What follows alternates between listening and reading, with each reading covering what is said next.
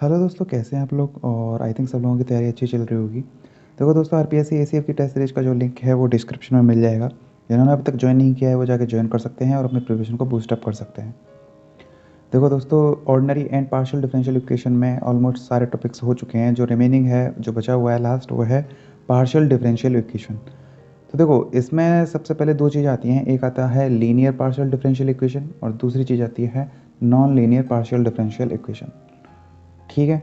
अब सबसे पहले बात करें कि लीनियर पार्शियल डिफरेंशियल इक्वेशन क्या होती है। देखो, तो एक पार्शियल डिफरेंशियल इक्वेशन जिसकी डिग्री जो हो वो वन हो, जिसकी डिग्री क्या हो, वन हो, वो हो जाएगी linear partial differential equation.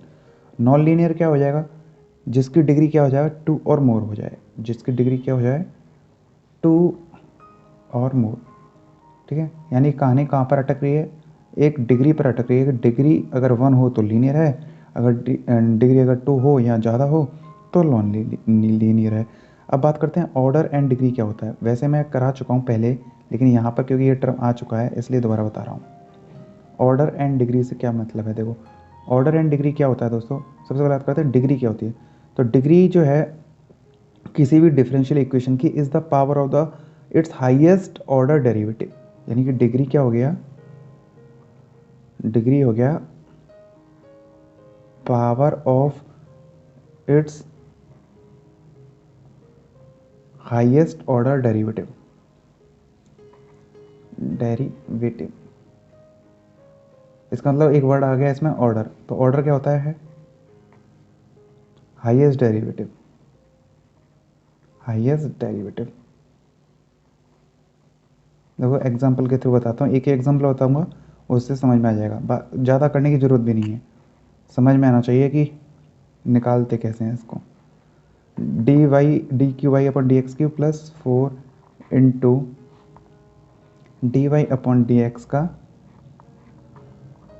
Whole cube plus y square is equal to zero. जैसे एक एग्जांपल ये देख लो। ठीक है दोस्तों, अब इसमें हमको निकालना है कि ऑर्डर क्या है और डिग्री क्या है। तो सबसे पहले इसका जो रूट है इसको हटा लेते हैं। देखो, d q y upon d x q is equal to, तो इधर ले जाऊँगा तो माइनस हो जाएगा, और स्क्वायर करना है तो स्क्वायर करेंगे तो इधर का स्क्वायर हो जाएगा। ये हो जाएगा 16 d y upon d x का होल क्यूब और प्लस वाई का स्क्वायर, कुछ ऐसा आएगा। ठीक है ना। अब इसमें देखो फाइंड करते हैं। तो सबसे पहले ऑर्डर देखते हैं, ऑर्डर क्या है। देखो ऑर्डर क्या था, हाईएस्ट डेरिवेटिव। हाईएस्ट डेरिवेटिव कौन सा है, d q y upon d x q. तो कितने में है ये डेरिवेटिव, थ्री में है। कितने में है, थ्री में, तो इसलिए ऑर्डर हो जाएगा इसका थ्री। एक ही चीज़ याद रखना, ऑर्डर मतलब हाईएस्ट डेरिवेटिव। तो कितना हाईएस्ट है, थ्री तक है लास्ट, इसलिए ऑर्डर क्या हो जाएगा, थ्री हो जाएगा। और डिग्री क्या हो जाएगा, डिग्री हो जाएगा दोस्तों highest order derivative. Highest order derivative, तो ऑर्डर क्या हुआ, हाईएस्ट डेरिवेटिव, यानी क्यू में इसकी जितनी भी पावर होंगी, जितनी भी हाईएस्ट ऑर्डर डेरिवेटिव की पावर होती हैं वो इसकी डिग्री हो जाएगी। अगर यहाँ कुछ नहीं होता तो इसकी डिग्री क्या हो जाती, वन हो जाती, क्योंकि यहाँ पर इसकी पावर कितनी है, हाईएस्ट ऑर्डर की टू, तो इसलिए डिग्री क्या हो जाएगी इसकी, टू हो जाएगी। कोई दिक्कत, आई थिंक यहाँ तक समझ में आ चुका होगा। ठीक है, चलते हैं आगे। अब देखो, क्योंकि लीनियर पार्शियल डिफरेंशियल इक्वेशन क्या होता है and non linear partial differential equation क्या होता है, ये समझ में आना जरूरी है। ये मैंने किस में बताया, ऑर्डर और डिग्री के निकालने के लिए बताया। अगर मैं इसमें कर्ली लगा दूंगा यानी डेल वाला लगा दूंगा तो ये डेल के लिए हो जाएगा, यानी पार्शियल के लिए हो जाएगा। लेकिन कंसेप्ट सेम है, ऑर्डर और डिग्री कैसे फाइंड किए जाते हैं। क्लियर है यहाँ तक। ठीक है दोस्तों, अब देखो, अब बात करते हैं सीधे पार्शियल डिफरेंशियल इक्वेशन के लिए। इसके लिए पार्शियल डिफरेंशियल इक्वेशन के लिए। ठीक है। देखो, अगर पार्शियल डिफरेंशियल इक्वेशन आती है तो उसमें सिंपली क्या, वो फर्स्ट ऑफ ऑल जो एकदम स्टैंडर्ड फॉर्म वाली होती है वो लैंग्राज ही होती है। इसलिए पार्शियल डिफरेंशियल इक्वेशन आए कहने के लिए, अगर जैसे मैं इसको कह दूं linear first order partial differential equation और Lagrange Lagrange linear partial differential equation, तो दोनों में कोई फ़र्क नहीं है। ठीक है। यानी कि पार्शियल डिफरेंशियल इक्वेशन को सॉल्व करने के दो मेथड हो गए, फर्स्ट लैग्रांज और सेकंड चार पिट मेथड। ठीक है। चार पिट मेथड जो होता है वो नॉन लीनियर के लिए होता है। किसके लिए होता है ये? चार पिट जो मेथड होता है वो किसके लिए होता है? नॉन लीनियर के होती है। और लैग्रांज किसके लिए हो गया? लीनियर के लिए हो गया। ठीक है ना। ये मैं बहुत छोटे रूप में बता रहा हूँ। बाकी पार्शियल डिफरेंशियल इक्वेशन को सॉल्व करने के बहुत सारे तरीके होते हैं, जैसे इंटीग्रेशन मेथड हो गया, सब्स्टिट्यूशन मेथड हो गया, बहुत सारे मेथड हो जाएंगे। लेकिन क्योंकि अकॉर्डिंग टू सिलेबस और वैसे भी इंपॉर्टेंट जो है वो दो ही मेथड होते हैं, लैग्रांज मेथड और चार पिट मेथड। लैग्रांज मेथड और चार पिट मेथड दोनों के एक तरीके से ब्रह्मास्त्र हैं, जो किसी से भी सॉल्व ना हो रहा हो वो इन दोनों में से सॉल्व हो ही जाएगा। अगर लीनियर की बात कर लोगे तो लैग्रांज मेथड हो जाएगा, और अगर नॉन लीनियर की बात करोगे तो वो चार पिट मेथड हो जाएगा। ठीक है।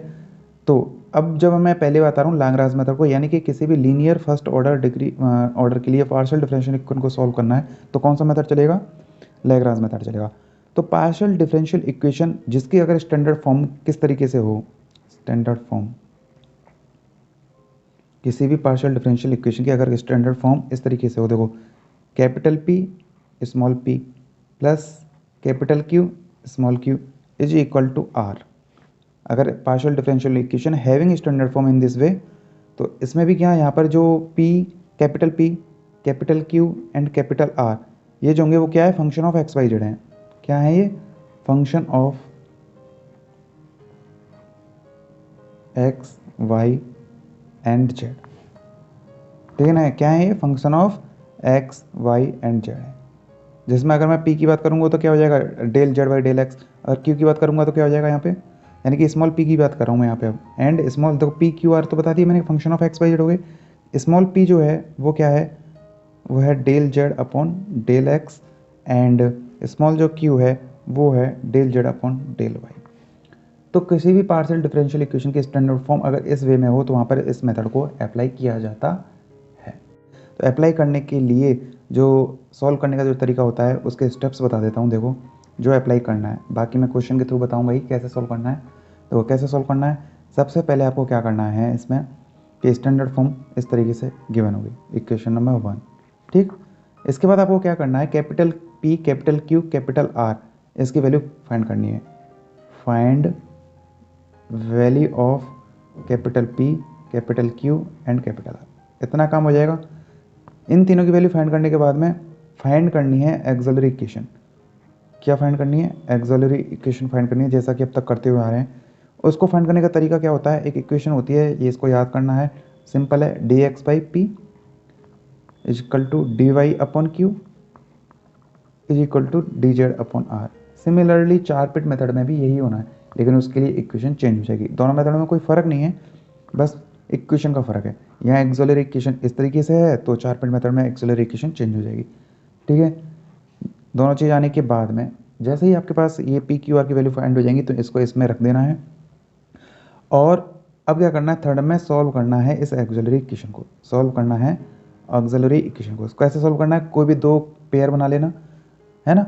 दो पेयर बनाने के बाद में इसमें क्या करना है, इंटीग्रेशन करना है। ऑब्वियसली बात है, जब डी एक्स बाई पी होगा डी वाई क्यू को सॉल्व करोगे तो क्या बनेगा? इंटीग्रेशन ही बनेगा। यानी कि कोई भी इंटीग्रल की हेल्प से आपको इसको सॉल्व करना है और कांस्टेंट की वैल्यू फाइंड करनी है। लेट अगर मान के चलो ऐसा करने पर आपको क्या मिलेगा, देखो बाई इंटीग्रल मेथड।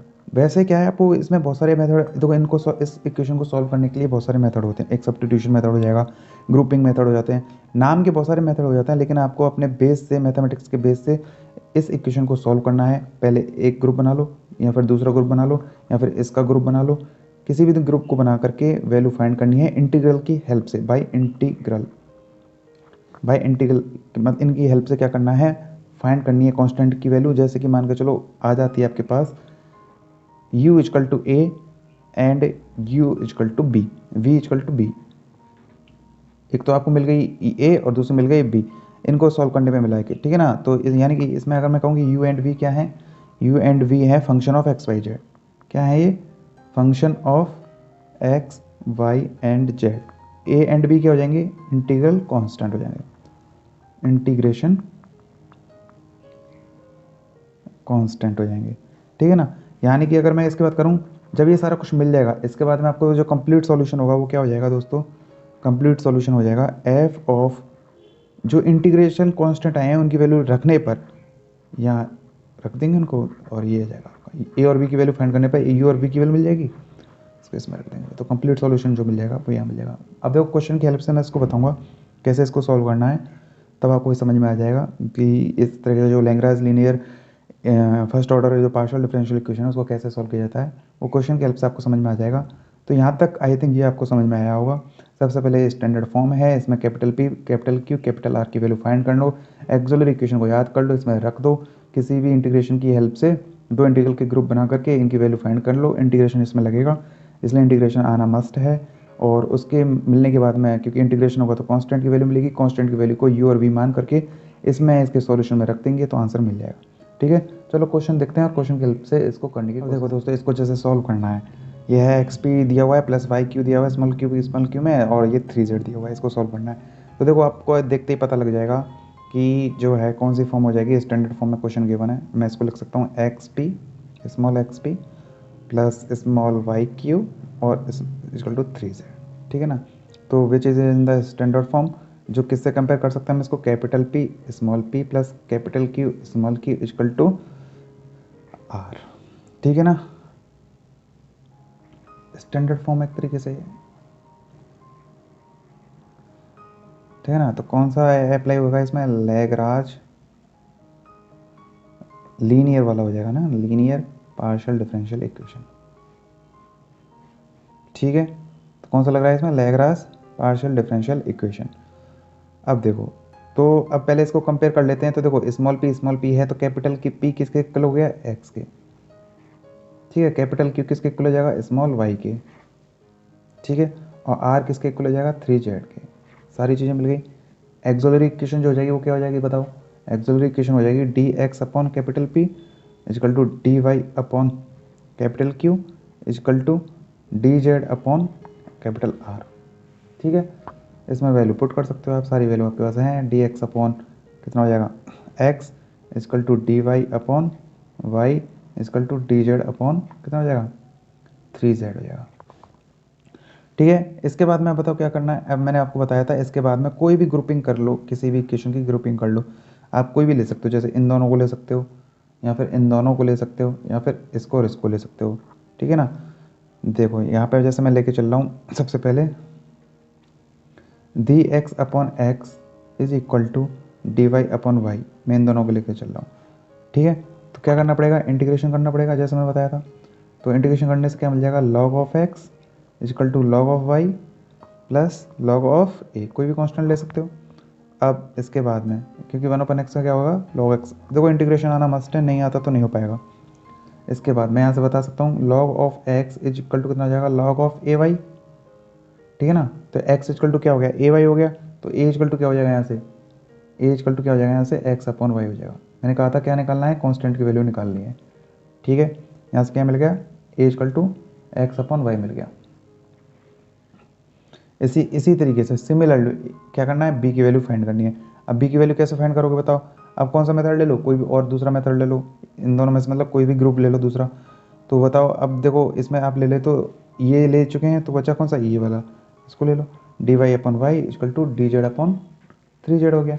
कर लो इंटीग्रेशन, इंटीग्रेशन करेंगे तो देखो यहाँ से क्या मिल जाएगा, log of Y is equal to क्या मिल जाएगा यहाँ से, 1/3 लॉग ऑफ जेड और प्लस लॉग ऑफ क्या मिल जाएगा, लॉग ऑफ बी ले लो। ठीक है ना, तो देखो अब log of y 1/3 log of z हो गया, तो देखो यहाँ से क्या मिल जाएगा, तो 3 से इधर मल्टीप्लाई हो सकता है, तो 3 of log of Y is equal to log of Z और plus 3 of log of B. कोई दिक्कत नहीं होगी आई थिंक। तो यहाँ से लॉग ऑफ वाई क्यू हो जाएगा, log of y Q is equal to log of z plus log of b q हो जाएगा। कोई दिक्कत नहीं। अब देखो यहाँ से मैं बता सकता हूँ कि Y Q is equal to क्या मिल गया यहाँ से, Z into B Q, Z into B Q मिल गया। अब मेरे को किसकी वैल्यू फाइंड करनी है, बी की वैल्यू फाइंड करनी है। देखो बी क्यू जो आया है बी क्यू जो आया है एक तरीके से कांस्टेंट है, इसलिए कांस्टेंट तो कुछ भी होता है, इसको मैं क्या नाम दे सकता हूँ, बी डैश नाम दे सकता हूँ। ठीक है ना, तो बी डैश यहाँ से क्या आ जाएगा, वाई क्यू अपॉन जेड आ जाएगा, वाई क्यू अपॉन जेड आ जाएगा। तो देखो इस तरीके से कांस्टेंट की वैल्यू फाइंड करनी है। अब बताओ यहाँ तक कोई दिक्कत है क्या। अब मैंने आपको बताया था जैसे ही कांस्टेंट मिल जाए तो आपको क्या करना है, एफ ऑफ यू वी, यहाँ पे कोई भी कांस्टेंट, जैसे यहाँ पर ए और बी लिए तो यहाँ पे क्या हो जाएगा, ए बी को क्या करना है, 0 के कल पुट कर देना है, यही इसका क्या हो जाएगा, सॉल्यूशन हो जाएगा। तो देखो एफ ऑफ सॉरी ए क्या मिला है, x upon y, and b क्या मिला है, y q upon z is equal to 0, यही क्या हो जाएगा, सॉल्यूशन हो जाएगा आंसर। तो आई थिंक दोस्तों देखो बड़ा ही सिंपल था, और कोई दिक्कत नहीं आई होगी इसमें करने में, क्योंकि एक तरीके से ऑक्सिलरी इक्वेशन अगर आती है तो बस उसको ही सॉल्व करना, और मेथड कुछ है नहीं इसमें। सिमिलरली एकदम 4 पिट मेथड में भी सेम है, ऑक्सिलरी जो इक्वेशन होगी ना उसी को सॉल्व करना है, इसके अलावा इसमें कुछ भी नहीं है। ठीक है, तो आई थिंक दोस्तों ये लैंग्राज जो मेथड होता है वो किस तरीके से इसको सॉल्व किया जाता है, उसका ये जो प्रॉपर वे है करने का वो इस तरीके से है। अब आप जितने चाहें इसमें क्वेश्चन प्रैक्टिस कर लो, सबका सेम रहेगा। अगर आपको कैलकुलेशन स्ट्रॉन्ग है तो आप कहीं भी नहीं अटकोगे। अब छोटी मोटी चीज़ें कहाँ अटकोगे इसमें, वो आपको तकलीफ हो सकती है इंटीग्रेशन करने में। कुछ ऐसा अगर आपको दे दिया जाए जिसमें इंटीग्रेशन करने में प्रॉब्लम आ रही हो तो वहीं दिक्कत आ सकती है। इसलिए कहने का मतलब ये हो गया, मैथमेटिक्स का बेस स्ट्रॉन्ग है तो इस तरह के क्वेश्चन को करने में कहीं भी आप रुकोगे नहीं। तो लैंग्राज जो होती है लीनियर पार्शियल डिफरेंशियल इक्वेशन को सोल्व करने का क्या तरीका होता है, वो ये होता है। इंपॉर्टेंट है बस एक auxiliary equation d x upon p d y upon q equal to d z upon r वाला सिस्टम, वो अगर आता है पी क्यू आर की वैल्यू निकालो, उसमें रख दो, सॉल्व कर लो, आंसर मिल जाएगा। ठीक है, इसके बाद देखो दोस्तों अब 4 पिट मेथड रह गया है, उसको देख लेंगे और क्वेश्चन की तरफ से उसको देख लेंगे, और क्वेश्चन करने से उसका भी कंसेप्ट वो आपको समझ में आएगा। अगर फिर भी कोई डाउट हो तो आप मेरे को कमेंट कर सकते हो, अपने दोस्तों के साथ इसको यार शेयर करना और लाइक करना, कमेंट करना, और कोई डाउट हो तो मेरे से कमेंट करके पूछ लेना। मिलते हैं नेक्स्ट टॉपिक के साथ में, बाय बाय, टेक केयर।